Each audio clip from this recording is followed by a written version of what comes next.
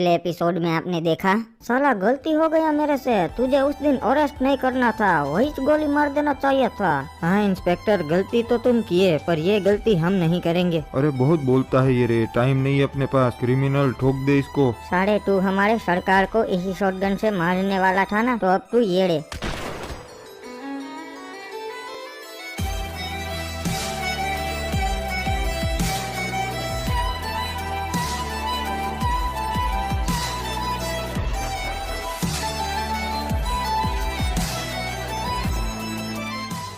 अरे इन लोगों ने तो साहब जी को लॉबी में भेज दिया, अब मेरा क्या होगा। सरकार हिप्पू का काम तो तमाम हो गया, अब इसका क्या करना है। अरे इसे इसकी कार में बिठा दो और बम लगा दो, फिर हम कार ब्लास्ट करके दूसरे कैदी पर आरोप लगा देंगे। अरे डीजीपी साहब, इंस्पेक्टर हिप्पू को मार दिया वो आदम डाकू और उनके लोगों ने। अरे तुझे पता है वो इंस्पेक्टर हिप्पू का तो गेम बजा दिया आदम डाकू ने, और ये तो होना ही था, डाकू से कभी पंगा नहीं लेते। टकला भाईजान, अब तो यहाँ आपका काम खत्म हो गया, चलो अब हम दोनों चलती दुबई। हाँ बड़े भैया, अब आप बेफिक्र होके दुबई चले जाइए, आदमपुर को अब मैं संभाल लूंगा। ठीक है छोटे, तो अब मैं दुबई चलता, वहाँ बहुत सारे काम मेरे अधूरे पड़े, पर अगर तेरे को मेरी कोई जरूरत पड़े तो मेरे को कॉल कर देना, मैं आ जाएंगा आदमपुर। ठीक है बड़े भैया, जरूर। वैसे सरकार आपका तो पता है आप कैसे डाकू बने, पर आपके बड़े भैया कैसे गैंगस्टर बने वो बताइए। अरे क्रिमिनल, तुझे नहीं पता, भैया की तो बहुत फनी स्टोरी रही है। अरे हाँ भाईजान, हमको भी बताइए। अरे बताता है ना, मैं बताता है। तो जब टकला सरकार 20 साल के थे तब की बात है ये। तब आदमपुर के दो ही दादा हुआ करते थे, डगन दादा और मगन दादा। दोनों के बीच में बरसों से गैंग वार चलती आ रही थी, और पता है किस कारण से दोनों के बीच में लड़ाई हो रही थी।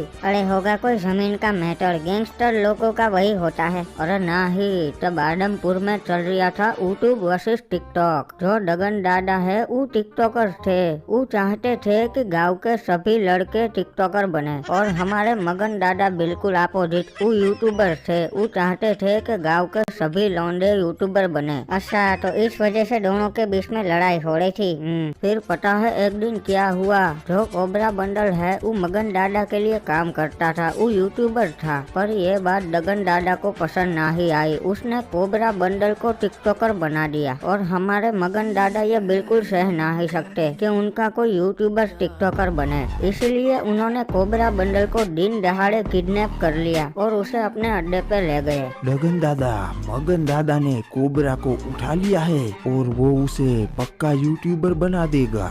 अरे रंगा, उसने हमारे कोबरे को उठाया तो हम उसके इलाके में से चारों बुया बंडल को उठा लेंगे और उन्हें टिकटॉकर बना देंगे। ठीक है, तो मैं अभी उन चारों को उठा लाता हूँ। अरे मगन दादा, मेरे से गलती हो गई, मुझे माफ कर दो प्लीज, मुझे छोड़ दो, मुझे जाने दो। अरे नहीं बेटा, जब तक तेरे अंदर से टिकटॉकर का भूत नहीं उतरेगा तब तक मैं तुझे नहीं जाने दूंगा। मैं भी देखता हूँ तू कब तक नाचता रहेगा। रे मगन दादा, खबर मिली से कि हमारे चारों बुया बंडल को डगन दादा ने उठा लिया से टिकटॉकर बनाने के लिए। ये रवादियों ने, मुझे नहीं बनना टिकटॉकर हो। अरे पर तुझे दिक्कत क्या है टिकटॉकर बनने में? मेरे घर वाले चाहते हैं कि मैं बड़ा होकर यूट्यूबर बनूं, वो इसलिए मुझे टिकटॉकर नहीं बनना। अरे यूट्यूबर बनने में कोई फायदा नहीं है, तुझे पता है कि टिकटॉकर्स के यूट्यूबर से ज्यादा फॉलोअर्स होते हैं इंस्टाग्राम में। ये फियरलेस को ही देख ले, 20,000 ही है उसके इंस्टाग्राम में। गाइस क्या कर रहे हो यार, इंस्टाग्राम की लिंक डिस्क्रिप्शन में है, सभी फॉलो कर लेना हो। अरे वो तो समझ गए, पर टकले सरकार का इन सब चीजों से क्या लेना देना? अरे है ना, क्योंकि टकले सरकार भी उसी गाँव में रहते थे।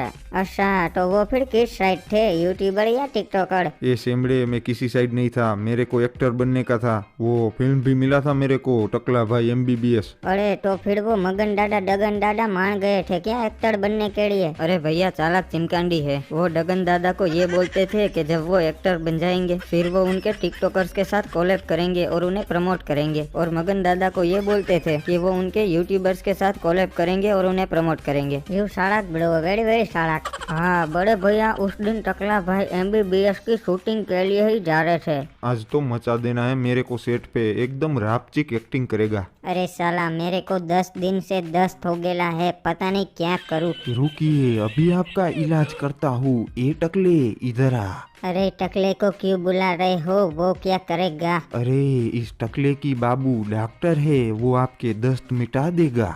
बोलिए डगन दादा, कैसे याद किया आप उनको? टकले मेरे को दस्त हो गया है, तेरी बाबू को पूछना कोई देसी इलाज हो तो। हाँ, आप उनकी बाबू किस दिन काम आएंगी? वो डॉक्टर है, वो पक्का आपका दस्त मिटा देंगी। ठीक है, तेरी बाबू को कॉल लगा के पूछ ले अभी। हाँ ठीक है। हेलो बाबू, हमारे यहाँ डगन दादा है ना, उनको दस्त हो गए है, कुछ देसी इलाज बताओ। अरे देसी इलाज में टाइम लग जाएगा, एक गोली दे दे, तुरंत ठीक हो जाएगा बुढ़ो। अरे तेरी सटक के लिए क्या, गोली कैसे दे सकता है मैं इसे? अरे मैं डॉक्टर हूँ ना, बता रही हूँ, गोली दे दे ठीक हो जाएगा। तब तो ठीक है, डॉक्टर बता रहे तो करना पड़ेगा। चल मैं इसे गोली दे देता हूँ। ओके बाय बाबू। हाँ, मैं बस स्टैंड पे ही खड़ी हूँ। वो तो एक सेमड़ी कब से अपने बाबू के साथ बात कर रही है। ए तू शेमड़ी, समझी क्या येड़ी, ध्यान रखना आगे से।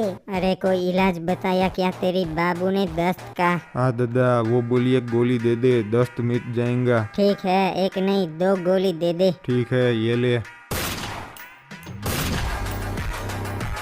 कोई ये पहला आदमी था जिसका बड़े भैया ने काम तमाम किया। अरे बड़े भैया को जैसा डॉक्टर ने बोला वही तो किया उन्होंने, उसमें गलत क्या था? अरे नहीं क्रिमिनल, डॉक्टर ने दवाई की गोली बोली थी, इन्होंने बंदूक की दे दी। ये सब उनकी बाबू की वजह से हुआ। हाँ छोटे, इसलिए मैं बोलता है ये बाबू सोना के चक्कर में मत पड़ो। उस दिन के बाद से मैंने अपने कैरियर पे ही ध्यान दिया, बाबू सोना के चक्कर में पढ़ाई नहीं। और आज देख अपन कितना बड़ा गैंगस्टर बन गया है। बच्चा लोग अपने फ्यूचर पे ही ध्यान देने का, समझा? अच्छा फिर सरकार तो पुलिस वालों ने आपको कुछ नहीं किया क्या? अरे नहीं, जैसे ही पुलिस वालों को पता चला उन्होंने तुरंत ही बड़े भैया को अरेस्ट कर लिया। अरे साहब, डॉक्टर ने मेरे को बोला था इसलिए मैंने गोली दिया, मेरे को जाने दो, वरना डायरेक्टर मेरे को फिल्म में से निकाल देगा। मेरा कैरियर का सवाल है। रहे ना भाई, तुझे तो हवालात में डालना पड़ेगो, तू मुजरिम से एक्टर ना बन सकेगो। अरे इंस्पेक्टर साहब छोड़ दो इसे, इसने ये सब नादानी में किया है। रहे ठीक से मगन दादा, ये तो आप बोल रहे हो इसलिए छोड़ रहे से, वरना तो ये लंबा फंसता जेल में। तो इस तरह मगन दादा ने बड़े भैया को सजा से बचा लिया, पर बदले में उनको अब से मगन दादा के लिए काम करना पड़ेगा। हाँ छोटे, मेरे को तो मजबूरी में गुंडा बनना पड़ा, बाकी तो मेरे को एक्टर ही बनने का था। हाँ, फिर बड़े भैया उस दिन से मगन दादा के राइट हैंड बन गए और गांव के बच्चों को यूट्यूबर बनाने में मगन दादा की मदद करने लगे। अरे रे, तो फिर आपका एक्टर बनने का सपना तो अधूरा ही रह गया बड़े भैया। अरे नहीं, अब अपन अपनी बायोग्राफी फिल्म बनाएगा और उसे फियरलेस मैन की चैनल पर अपलोड करेगा, द अनटोल्ड स्टोरी ऑफ टकला आदम। तो गाइस क्या कर रहे हो, जल्दी से लाइक सब्सक्राइब कर दो और बेल नोटिफिकेशन को भी ऑल पे सेट कर दो, ताकि हमारे नए वीडियोस की नोटिफिकेशन आपको मिलती रहे। और हाँ गाइस, अगर आपको टकला आदम की सीरीज चाहिए तो कमेंट में बता देना। तो चलो शेख साहब, अब हम चलते हैं, अपना टाइम हो गया है दुबई जाने का।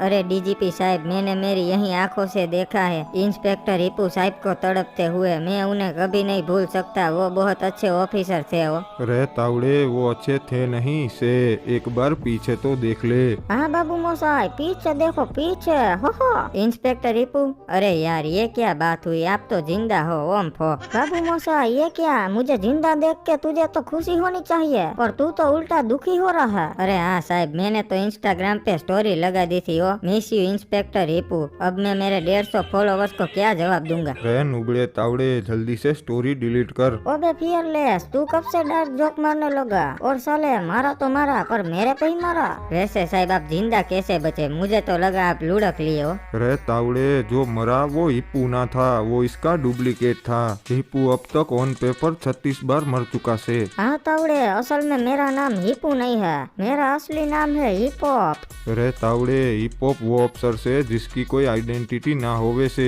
वो हर शहर में अपनी नई आइडेंटिटी बनाता से। हाँ बाबू मोसाई, मेरी आइडेंटिटी छुपाने के लिए मैं फेक आधार कार्ड, फेक पान कार्ड और फेक इंस्टाग्राम अकाउंट बना लेता हूँ। पर साहब ऐसा आप क्यों करते हो हैं? रे तावड़े, क्योंकि हिपहॉप के दुश्मन ज्यादा से, इसलिए उसे अंडर कवर रहना पड़ता से। तो फिर साहब वो जो वहाँ मरा वो कौन था? रे तावड़े, वहाँ जो मरा वो मुजरिम था, जिसे सरकार ने उम्र कैद की सजा दी थी, पर हिपहॉप ने उन्हें उम्र कैद से बचाया से, इसीलिए वो हिपहॉप के लिए जान देने के लिए भी तैयार रहते से। हाँ बाबू मोसाई, ऐसे बहुत सारे कैदी है जो मेरे लिए काम करते हैं। उनकी एक्सपर्ट से प्लास्टिक सर्जरी करवाई होती है, जिससे वो हूबहू मेरे जैसे दिखते हैं, और मैं उन्हें स्पेशल ट्रेनिंग देता हूँ, जिससे वो खाते पीते बोलते बिल्कुल मेरी तरह है। अरे वाह साहब, आप तो बहुत बड़े मास्टरमाइंड हो। हाँ तावड़े, उस दिन तेरे बोलने के स्टाइल से ही मुझे पता चल गया था कि कुछ गड़बड़ है, इसलिए मैंने मेरे डुप्लीकेट डुप्लीकेट को भेजा था तेरे पास। रे तावड़े, तन्ने के लगा हिप्पू इतनी आसानी से मर जावेगो? गलत। हिप्पू तो इन सब से एक कदम आगे चले से। बाबू मोसाई, बहुत हो गई बकवास, अब काम पे ध्यान देना है। आदम डाकू ने मेरा गेम बजाने की कोशिश की ना, तो अब इसका बदला लेना तो बनता है। पर साहब, आप तो ऑन पेपर मर चुके हो, तो अब बदला कैसे लोगे? डीजीपी साहब, तो अब टाइम हो गया है नई आइडेंटिटी बनाने का, और अब से मेरा नाम है गोल्डन हिप्पू, तो आज ही ट्रांसफर कीजिए गोल्डन हिप्पू का आदमपुर में। रे हिप्पू, मैं सब समझ गयो। आदम को तो ये लगेगो कि ये कोई नया अफसर से, पर उनने ना पता कि ये तो अपना हिप्पू ही से। हाँ बाबू मोसाई, मैं आज ही जाऊंगा नया अफसर बन के आदम की मुलाकात लेने, और उसे बहुत बड़ा झटका दूंगा।